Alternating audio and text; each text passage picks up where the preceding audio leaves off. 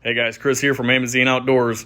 Be sure to subscribe, like, share, comment, and turn on notifications for Amazon Outdoors if you want to see more videos like this.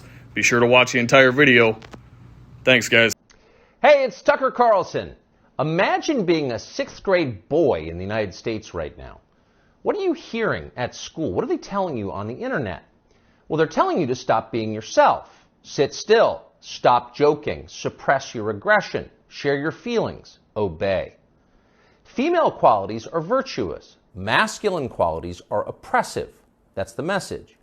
In case it wasn't clear enough, schools around the country have removed urinals from boys' bathrooms. The male body itself is shameful. Sit down when you pee like a good little girl.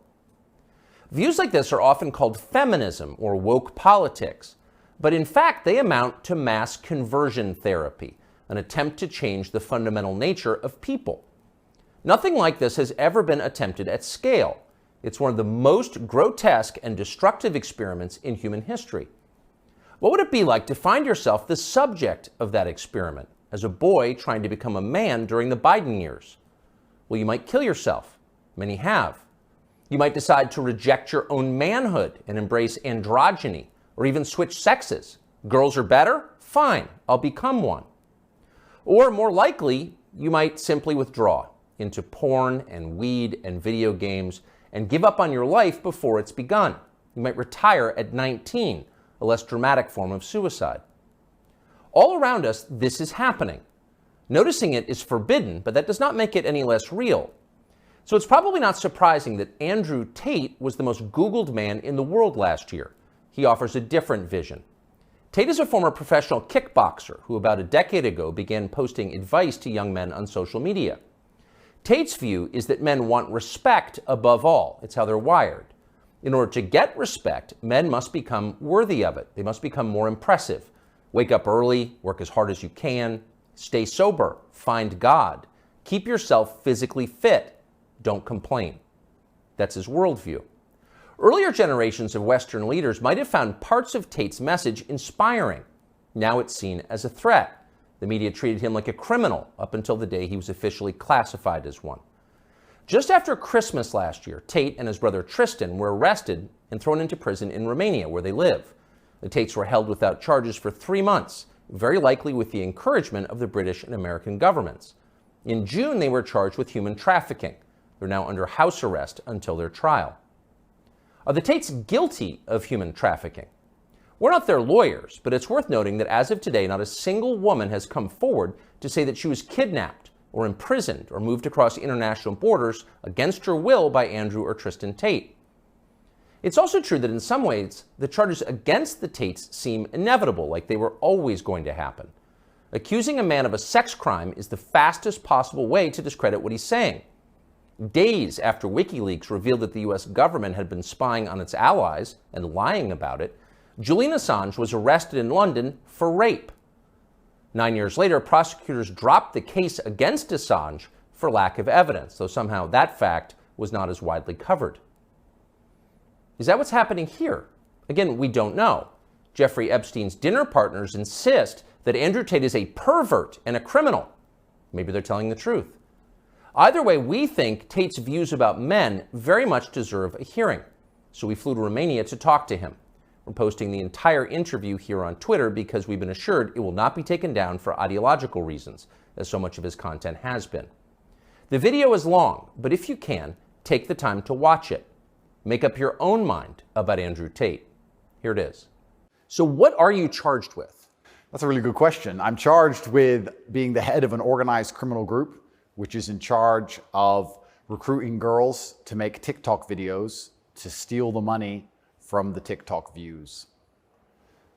Recruiting girls to make TikTok videos and stealing the money. So it's really a financial crime? It looks that way, and it's very interesting because the girls who they've identified to add to the file are saying that we're not victims of anything and this isn't true. But the state believes it's true, and the state thinks that I, as a 35-year-old man, woke up.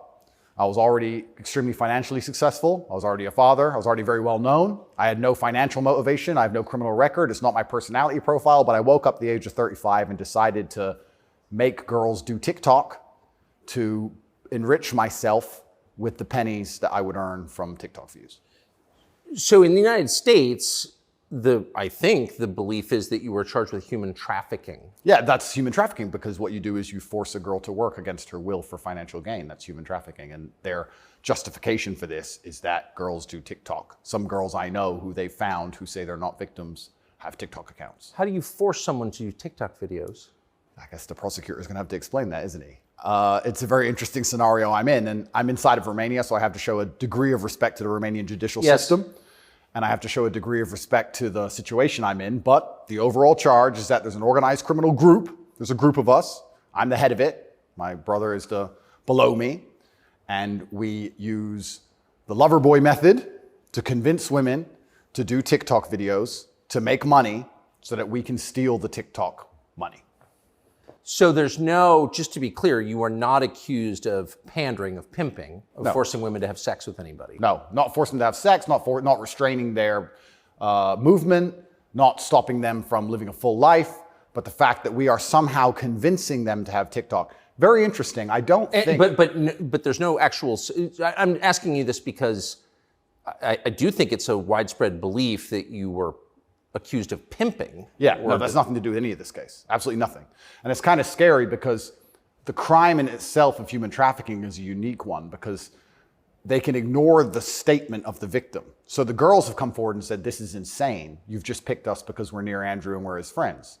But the whole idea of the crime is they can say that she's brainwashed, right? She's under duress. So you can ignore her statement. State says she's a victim regardless of the fact that she says she's not a victim. So it's very interesting because the difference between sex and rape is consent, right? Right. But they remove all of that. They're like, nope, you're a victim. No matter what you say, we're deciding you're a victim. And they've chosen them. And of course, these girls do nothing pornographic. They've never had sex with anyone, nothing to do with that. So they've picked TikTok. So it's scary. Imagine you're a full-grown man anywhere in the world today. They can find two girls who have TikTok on their phone, which is every single female on the planet, and they can accuse you of forcing them to take the TikTok money. And even if the girls say they didn't do that, this isn't true, then you're still a human trafficker. But force, what does that consist of? Forcing someone to do something, are they accusing you of using violence or? No, they're accusing me, and this is the thing, they're accusing me of using the lover boy method, coercing them by being nice. And by the way, these charges presumably are public, so... They're public, and this is extremely serious, but if you actually analyze the overall case against me, they're saying that Andrew and his brother, by being nice men, convinced girls to have TikTok accounts and then take the money. And it's very interesting because inside of the entire case file, there's not a single financial transaction to us for money. What are the penalties? They're extremely severe, 5 to 10 years in jail. And I've already served, coming up now, 7 months in a form of jail. They can only hold you are essentially incarcerated right now. Absolutely, I'm on house arrest. And that counts as jail. You can only be held 6 months without charge. I was initially picked up, thrown in a cell without charge. And I think the intention of the entire investigation at that point was to find the crime because they had very, very weak evidence. They contacted 2,000 people who know me or knew me. They tried very hard to convince some female somewhere to come forward and say something bad about me. The media machine, which works hands in hands with the justice machine, as you know very well, did exactly that. In fact, they offered bribes effectively. They'd call up ex-girlfriends and say, if you have anything bad to say about Andrew, we can pay you $50,000 for the story. And they tried very hard. They didn't find any evidence of anything. They then released me on house arrest. And then 2 days before the legal limit in which they had to drop everything, they charged me with whatever they had from the beginning, which is very little. And now we have to wait for the Romanian judicial system to analyze the file and, God willing, throw it away. How long did you spend in jail? I was in jail for 92 days in a Romanian jail cell. What was that like? It was certainly an interesting experience. I won't lie and say it was easy. It was certainly very difficult. The uncertainty of it. It's a very uncertain situation to be picked up on just before New Year's Eve and thrown in a cell without charge. And I'm asking different prison guards and different prisoners, how long am I going to be here? One prisoner's like, I've been here 2 years. I was like, have you been charged? He goes, yeah, but I haven't gone to court yet. Like, everyone's been there for years. I thought I was going to be there for years. And it certainly takes a mental toll on you. And I think jail is a different experience when you know you're innocent. There was a guy in there for murder. He's like, yeah, I murdered someone, I'm in jail. You can your soul and your mind can accept the punishment for a crime. But when you've actually done nothing wrong, I think jail is a lot harder. Did you know why you were there? Not initially. So for about the first 2 weeks, I never actually got told in English what I was accused of because I was arrested on December 29th. There's New Year's. What were the circumstances of that? Yeah, December 29th, 5 a.m., the armed guards ran in this house. They spent all day searching the entire house. They were very interested in electronics, as most federal agencies are. And then they took me that evening and said, we're going to go and put you in jail for 24 hours. And after 24 hours, you see a judge, and the judge will decide if you stay in jail. And the judge decided I should stay in jail. What did you do? I mean, who'd you call? I had a lawyer, and my lawyer came and he said, we need to analyze the case file. We need to see what they have against you. You're being accused of human trafficking. I was like, human trafficking? That's insane. Who? When? What? I went to jail, and then I was given all this paper in Romanian. I don't speak Romanian, although I live here. And then I was waiting for the translation. So I think it's about 2 weeks before I finally got the papers in English to understand why I was in a jail cell. And then I really understood how insane the accusations were. What is human trafficking? Yeah, so the overall, my understanding of it, they're saying that human trafficking is when you convince a woman to do something she doesn't want to do for financial gain. And there's different methods you can do that. You can do that through force, and you can also do that through emotional coercion. I think most people, just speaking from the American perspective, most people believe that human trafficking is effectively slavery, selling human beings. That's what I believe as well. Absolutely. And this is the thing that's so interesting. When you finally end up the enemy of the matrix, and they use the legal system as a weapon to punish you for having an opinion, you realize how subjective the law is, right? Because it can be a weapon. When you have something subjective, you can just pick and choose. So if they sit and say, human trafficking is a woman doing something for financial gain against her will via emotional coercion.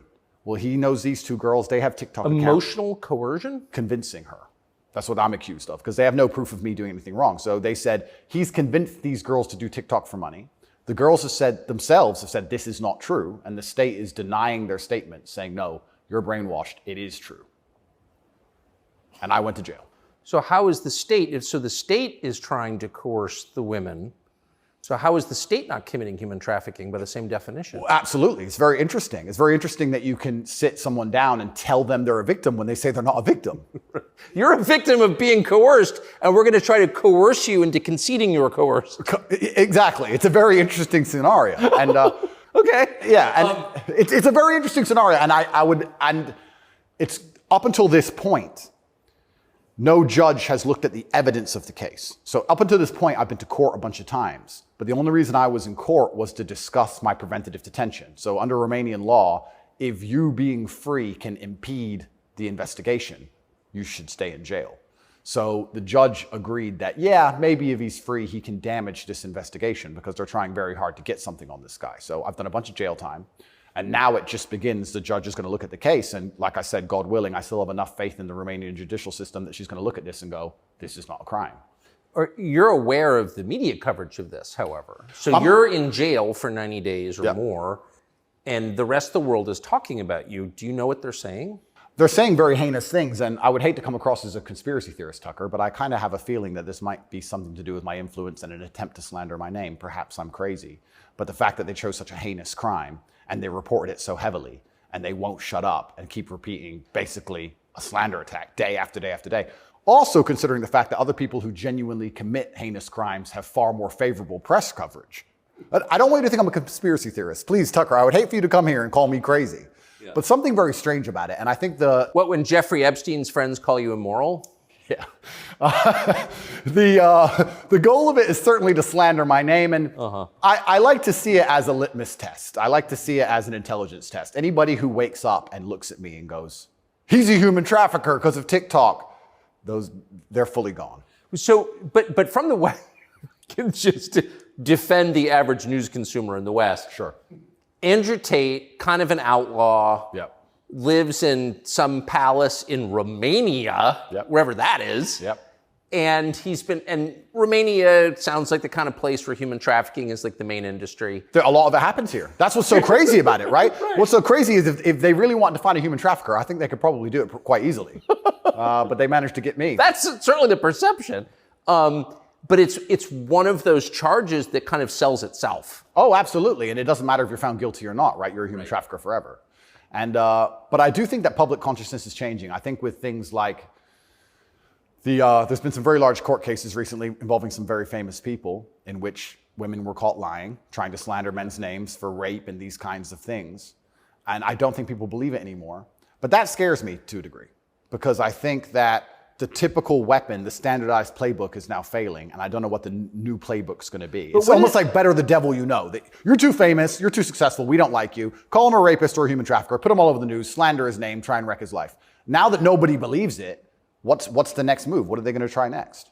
Wouldn't it just have been easier to commit like a massive financial crime and defraud people of billions, come up with like a fake cryptocurrency, call it like, I don't know, FTX, or just give a name to it. Yep, something random. You know, steal billions and get your parents involved and buy a bunch of real estate in the Bahamas, and then like you'd be sort of a hero, right? Oh, absolutely. And I would have certainly made a lot more money than TikTok, because I don't think TikTok even pays you for views. And if it certainly does, I never got a single transaction from it. So it's a very interesting scenario. But if I was accused of a financial crime, my name would not be slandered. So of course. Well, of course not. You have the presumption of innocence. So just back to the jail thing. So you're in with your brother. At the beginning, I was not, but towards the end, I was. Yeah.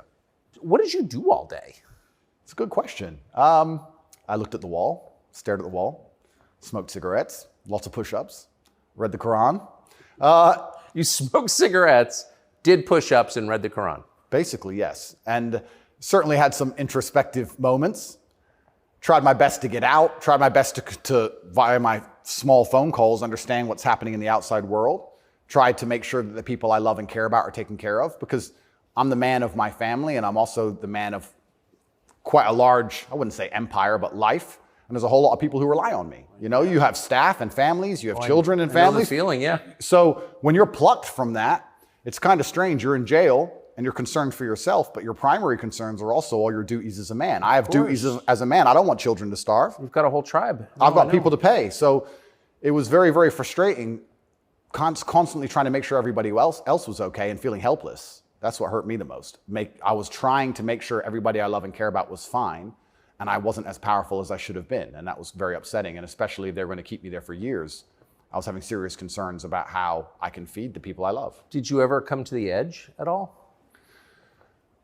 No, I certainly had some days I was less happy than others, but I made sure that my mindset was built in a way that I could always be doing something constructive. And also, I think you get what you give in life.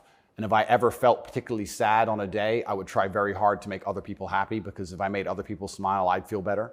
So even the dinner ladies or the prison guards, I'd try very hard just to make people smile. I know it sounds silly. Some of the prison guards were more open than others, but there was a couple prison guards who were ice cold, who didn't want to say a word to me. And I'm like, hey, bro, your hair looks amazing. And you just stare at me like he wants, shut up. But I just try my best to cheer people up, to cheer myself up. And as a man, all you can do is just find the resolve to continue doing the best you can in this current circumstance. So, what were the other prisoners like?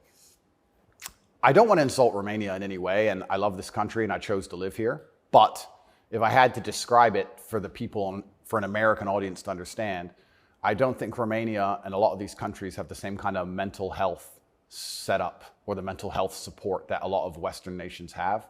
So you end up in jail. Ooh. So I think there was a lot of mental health problems inside the jail. So it was very similar. It wasn't just a jail. There was also a lot of mental health problems in there, which adds a new complexity and a new dimension to the suffering, because there's just random screaming and there's suicide and it's certainly not a very nice place to be. Oh, so it's horrifying. Yeah, I don't want to go back. You hear the phrase Romanian prison, and it sounds tough, so it was what you would imagine. It is, and when this process is over, there's a lot more I will say, but I will say the staff were very nice to me, and I want to make this clear. I want to make it very clear that all the staff in the jail were very professional and very nice to me. I would almost say that they believed I was innocent and they understood that I didn't belong there. There was a semi-apologetic vibe to the way I was treated by the guards, if that makes sense. Yes. They understood very well. I don't think anybody, like I said, with a functioning brain believes that me at the age of 35 decided to steal TikTok money and ruin my entire life without financial motivation to girls who say they're not victims of anything. I don't think anybody with a brain. Well, the fact that you're not accused of a sex crime or of violence, which I think most people don't really understand. Yep. And they can look it up. Yep. I mean, but you're not actually accused of rape, Correct. selling anyone, Correct. pimping. Correct. Okay.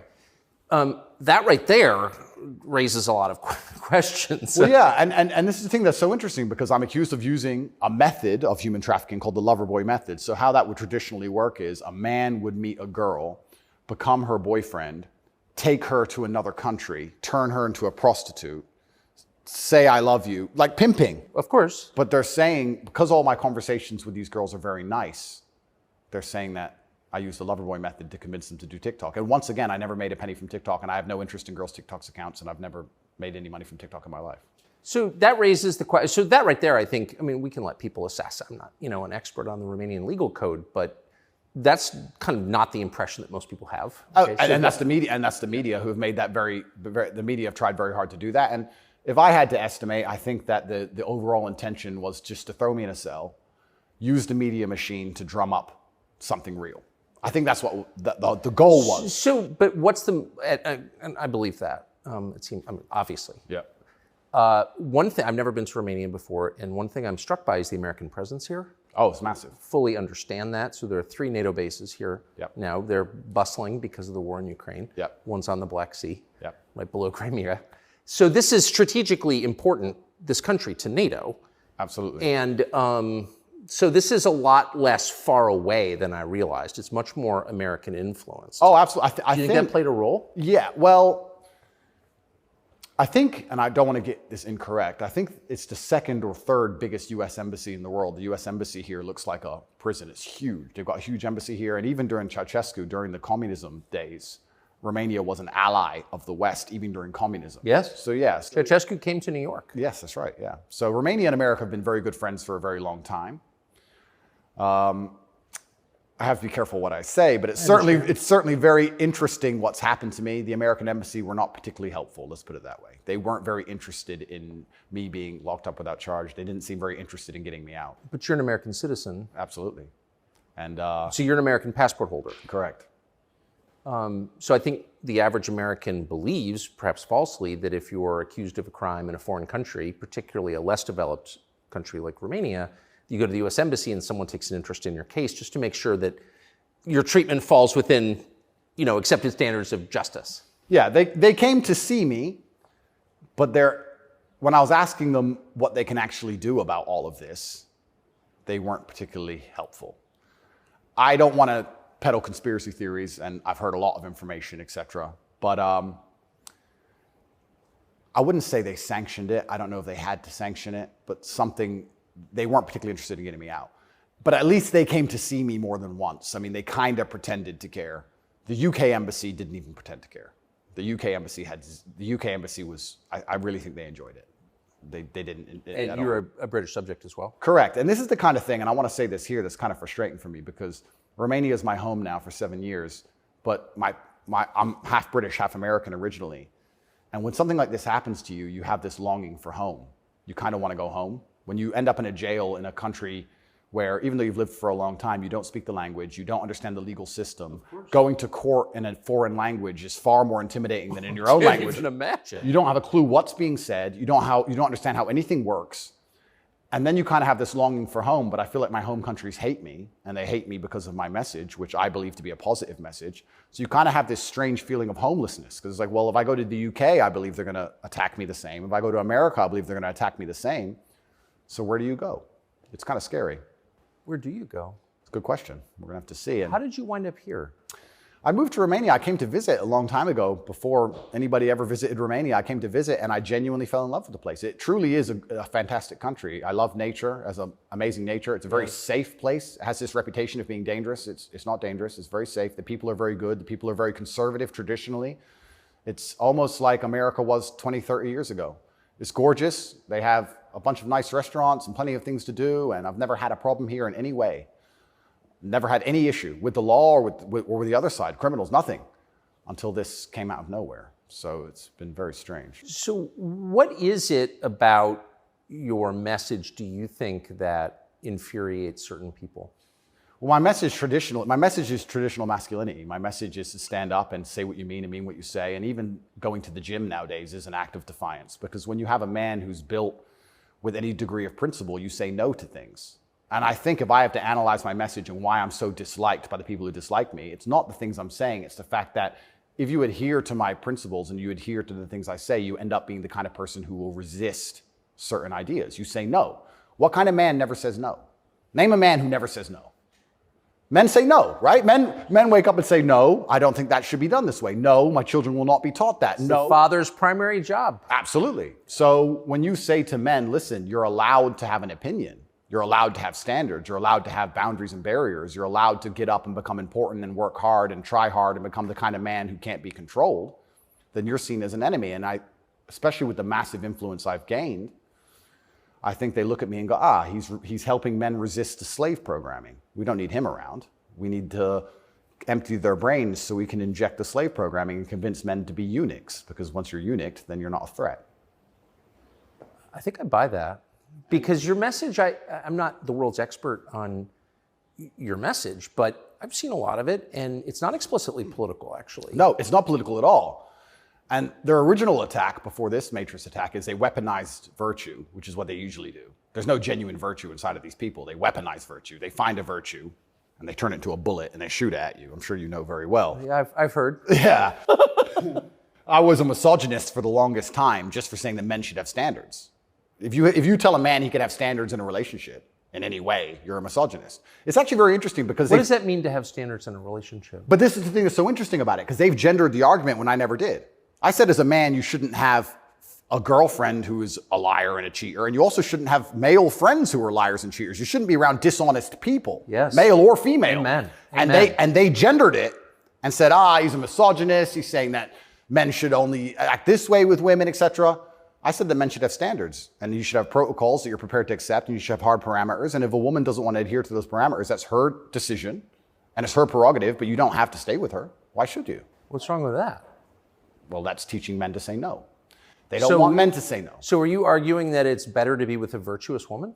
I think so, yes. I know that's crazy. No, I'm serious. I mean, that seems I like am, Tucker. I don't want to. That seems like good advice. I don't want to come across as extreme, but yes, I am. And what's actually funny is I really believe most of the things I'm saying were accepted by absolutely everybody 15 years ago, 10 years ago.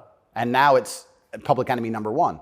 And it's because of the mass influence I have. At one point, I became the most Googled man on earth. At one point. And it's a scary situation I'm in. But if you're arguing that it's really important for a man to find a good woman, a decent woman, an honest woman, that's the truest thing that's ever been said. I Absolutely. mean, that's the most important thing any man can do. I mean, I can just tell you firsthand. Oh, thank you very much. Being married 32 years, that's the most important thing. And you think saying that angered people? Absolutely, because I'm arguing the only way to do that is via masculine excellence. I'm saying in the world we live in today, it's hyper-competitive. And if you want to be the kind of man that has the choice of women to choose a good one, you need to be an excellent man. It's no longer acceptable for you to just be an average Joe or below average. You have to get up and you have to work hard and you have to be smart and interesting and you have to be charismatic and make some money and be in good shape and you have to try very hard. And unfortunately for them, if you follow that path as a man and you become successful in those realms, you end up being the kind of person who resists enslavement. You become the kind of person who wakes up and says, no, I don't believe in that. That doesn't make sense to me. I can't imagine a better message than that. If you want a good society. So then you have to argue and sit and say, do these people want a happy, functioning society or do they want something else? What do you think? I think that I would never kill myself. And I also... Just throwing that out there? And I also think that when you want to conquer a society, you kill the military-age males. That's what you do. That's the first thing they've ever done. They walk in and all the men have to have their throats cut. They can't perhaps do that, but they can certainly cut your balls off. And then you can't resist. And I think there's certainly a movement to ensure that there's very little resistance left inside of the number one demographic which is required to resist oppression, which are military-age males. And they don't want those kind of people waking up with any kind of self-respect or standards or to say, no, I don't accept this. I do not need a ninth injection. They don't want that. They want you to sit and say, I don't need it, but the news said so, so oh well. So in the one interview that you and I did, you had a line that I've been thinking about ever since. I thought it was so interesting. I never thought of it before. You said that a lot of people went along with the vax and that you didn't judge them because facts change. But now that we know that a lot of what we were told was wrong and some of it was a lie, it is a requirement of your own dignity, of your own self-respect to say so. Completely. And people should apologize. I really do believe. And I have nothing against the people who fell for the propaganda, fell for the programming, and took the vaccine. Yes, I agree. Fine. But you should wake up and say, I was fooled. I've learned my lesson. I will not be fooled again. But if you were fooled by the MSM and took the injection and you continue to be fooled and you've not self-reflected and you've not realized that they lied to you the entire way and you now believe the new bunch of lies that are all over the television, then there's something wrong with you. Or you don't care that you were lied to. You don't care that you were lied to, because I think a lot of this is actually genuinely cowardice. I think it's a very easy worldview. The life is easier if you accept the news tells the truth. Yes. Everything they want me to believe is true. Everything's nice and simple. Good guys, bad guys, doop-de-doop-de-doo. And if you want to actually wake up, it takes a degree of bravery, because then you have to destroy your entire worldview, everything you've ever understood and everything you're told, and you have to really look at the world and go, oh, this is a mess. And that takes bravery. And once again, that's why they don't want men to be brave. They want you to sit there and go, oh, it's easier if just, CNN said, so it must be true. And it's cowardice. And they're trying to instill cowardice in all of us. That's what they're trying very hard to do.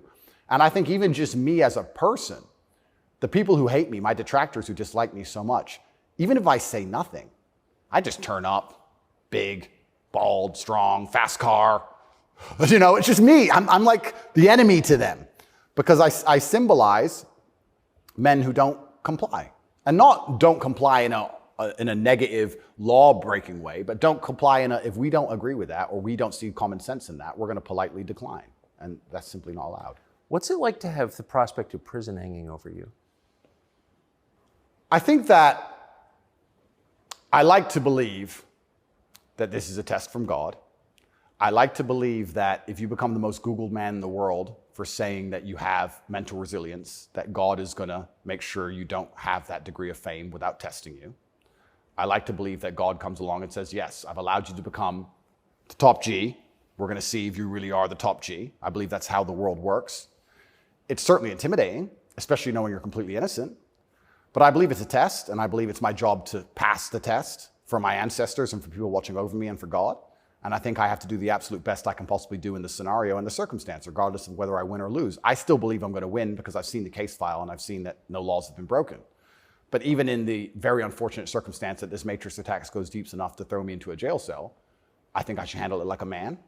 I think I should stay and finish the process, and I should walk with my head held high and suffer as much as I need to suffer to stick by my convictions and know that I'm an innocent person. And I refuse to break. I refuse to cry. I refuse to be depressed about it. I'm going to wake up and I'm going to smile regardless. And regardless of what happens to me, I want everyone to know that, one, I would never kill myself. And two, I think that as a man, there's always going to be a degree of pain and suffering in your journey. I don't think you're ever going to become a successful man or be good at being a man without pain and suffering. And there's many times in my life where something terrible happened to me, and at the time, if I could change it, I would have. But retrospectively, you kind of look back and go, you know what, that was formulative for me. That's right. That is what God decided I needed to become who I became. So all of the pain and all the suffering I've ever gone through in my life ended up, in the end, building me into the person I am, and I'm proud of who I am.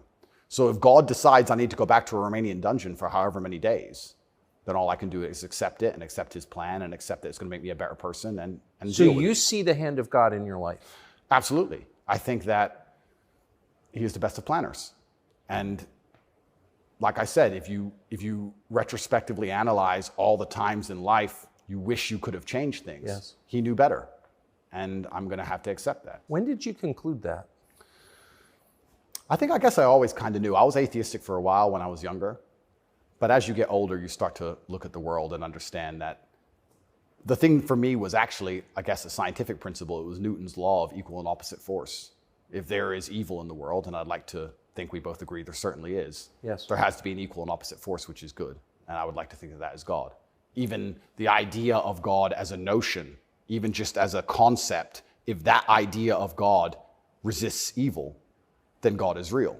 If you have two islands, you have two people, let's say a ship crashes, and you have two people who swim to two different islands, and one island they're atheists, savages, and they rip you apart, and the other island you get there and they believe in God and they believe they're not allowed to kill you. Even just their idea of God saved your life. So I think even just the concept of God in and of itself, if enough people believe in it makes them do good, then God must be true, and that's the equal and opposite force to the evil of the world. And this is how I view it. So I don't see how anybody with a conscience cannot believe in God anymore. That's such a profoundly different worldview from the one that we're presented with, I think. Yeah. Do you think that's maybe the division in the West between people who see those forces at work and those who don't? I think the West is actually split between people who think and people who don't think at all. I think the people, there's no such thing as these two opposing worldviews. I think people believe there's worldview A and worldview B. I disagree with that. I think there's worldview A, the good guys, which are primarily people who do believe in God, do have parameters, do believe in standards, do believe in self-respect, do know how to say no. And there's worldview B, which changes day by day, based on what they're told, which means they have no real worldview at all. They just repeat. And they have no standards and they have no parameters. There's nothing you can tell them that will make them wake up and go, that's wrong, because they have no inherent morality. So you can say bestiality is accepted and encouraged now. It's good for you for climate change. And they'll sit there and go, oh, for climate change, oh, well, off we go. And they'll just do it. So I think you have a camp of people who think, and you have a camp of people who repeat. And I don't think there's actually the opposing side to the good, I don't think function as a thinking populace at all. I think they simply repeat. It feels like the conflict between those two groups is getting more intense. It's certainly getting more intense. And it was interesting for me because, and I want to be an optimist, but I lost so much faith in humanity during COVID. If you would have told me how COVID would have gone down before COVID, I'd say, no way. We're not that bad. I thought the people aren't that dumb.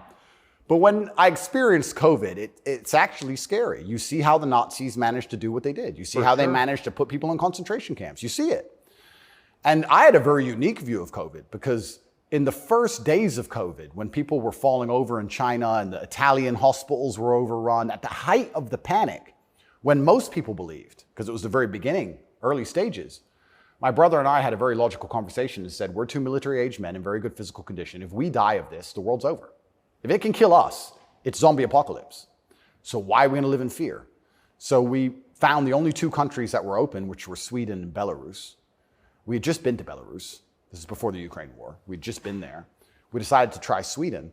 So for the first 3 months of COVID, during the height of lockdowns, when Florida was closed, when it was absolute... I remember. Yeah, when it was the craziest lockdowns globally, me and Tristan are in Sweden in absolute freedom. They had no restrictions, no masks, no vaccine passports, no social distancing, nightclubs are full, restaurants are open, perfectly complete normal society. Nobody talks about this anymore. Nobody talks about, wait, Sweden never did a thing. Everything functioned perfectly fine the entire time. And they don't have it. Where's their mass? Where's their illness of their winter of severe illness and death? Yes. They never had one. It's a cold country. Never had one. So we were living in Sweden, living completely normal lives, seeing the internet and seeing this insanity. And we're like, well, surely if we just put up a few videos of us partying in Sweden in nightclubs, this will wake people up. People ignored their own eyes.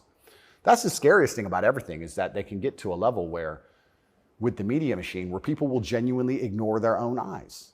I don't understand how you can get people so brainwashed that they will see that the sky is blue, and then they'll watch that the sky is green, and then they'll look at it again and go, the sky's green.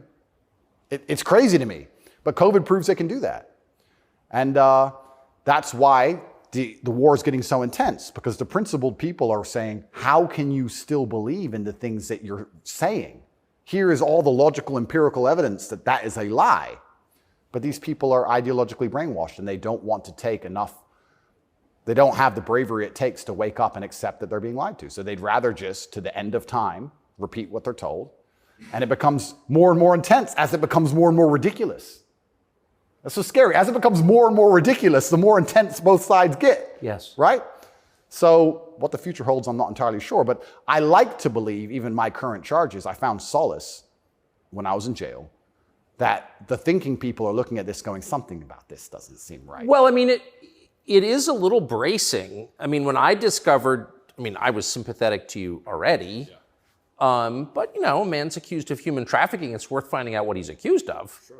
And when I discovered that there was no actual human trafficking charge, that's not actually human trafficking. I don't care what you call it. Yep. You weren't even accused of buying and selling anyone. Then the next conclusion you inevitably reach is they don't like the guy, they don't like his views, it's fine. They're going to send him to jail for that. Yep. That does seem like an escalation. Absolutely. But if they don't like your views and you're inspiring millions of people to resist slave programming, you become a threat. Like, they discuss me. But you can't send a guy to jail because you disagree with him. You shouldn't. But even before I went to jail, the members of parliament in the UK were talking about me and what a dangerous role model I am for young boys. So they launched this initiative inside of British schools to ban me. My name can't be said inside of any British school. And members of parliament were standing up in parliament saying, Andrew Tate is dangerous. He's encouraging young boys to have misogynistic views, because I'm literally telling young men to go to the gym and to stand up for themselves and believe in themselves and believe in something. And by extension, you look at some of the sexual education books these children are being given, which I believe at age 9, I don't think a child needs to learn about anal sex or any of these things. Probably not. Yeah, probably not. So they're pushing that to the children, but I'm banned. Well, they're also pushing weed and video games on boys. Oh, completely. And you can listen to rap music about killing people all day long. And there's a whole, and Lil Nas, he can have sex with the devil in his music videos. That's fine. But I'm dangerous for saying go to the gym. And once I realized what was scary to me is, I said this to my brother. I said, once the parliament's discussing you, you're basically considered a national security threat at this point. You're a threat to national security at that level. And then all bets are off. Right? What about the UK? So the UK has become more authoritarian than anywhere in the Persian Gulf. Correct. How did that happen? Yeah, and it's, like I said, it's very interesting because people still, the people on Camp B who don't think, a lot of them believe that the law is fair. I've had people say to me, oh yeah, what they're doing to you is garbage. Well, you need a lawyer. So yeah, I do need a lawyer, and I do have a lawyer. Thank you. But it's not that simple. Unfortunately, you know, the law is very subjective, and if they want to attack you with it, they're going to do a very good job of attacking you with it, and that's what the UK does. The UK have these laws which are extremely subjective, and they can use it as a weapon to basically silence anyone they decide. But or why? hurt anyone they decide. England is the birthplace of free speech, of habeas corpus, of kind of framework of liberal democracy that we thought we believed in. Yep. And now it's a country where people are arrested for praying. Well, what happened? Good question. And there's a saying that I heard, and I don't know who said it, but he said that a sick country adopts laws like a dying man will try medicine. And I think that the UK is failing in real time.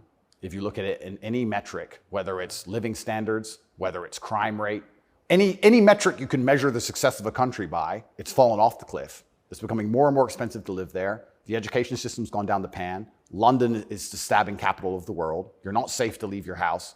So their answer to this is just more and more and more laws. And unfortunately, as they do that, they're not even intelligent enough to actually attack the people who are doing genuinely bad to the world. They just make more and more authoritarian laws, and they end up using them to attack the people that the government doesn't like. And I ended up being one of them. And I think Europe in general has problems. If you look at France as we speak, I think it's on fire, isn't it? Most of it? It is. Yeah. So they have issues, and their answer, what's a government's solution to anything? Law. What can a government do? No matter what. But they're not laws that are aimed at fixing the problem that's right in front of them. No, they're laws aimed at fixing the person who's talking about the problems. So why don't you get rid of the guy who tells everybody? Isn't that easier, Tucker? Why fix any of this? If we just shut him up, they won't know. No, but that's like responding to a heat wave by breaking your thermometer. Completely right. That's the plan. It's insane. Plan 1 is to break the thermometer. We might deal with the heat wave a bit later. But get air conditioning. No, let's break the thermometer. For now, there's too many people talking about the heat wave. So let's just break that. And then later on, maybe when we have time, we'll do something about the actual issue. It does seem like a lot of this is an effort not to talk about the real thing in Europe anyway, which is migration. Yeah. And the UK, formerly known as England, and France have both been completely changed by people from other countries. Yeah. It's crazy. Andrew Tate. Thank you very much, my friend. Amazing. Thank you. Thank you. Younger people say the news is full of lies. In Kennedy's motorcade. 239 people. The death of Jeffrey Epstein.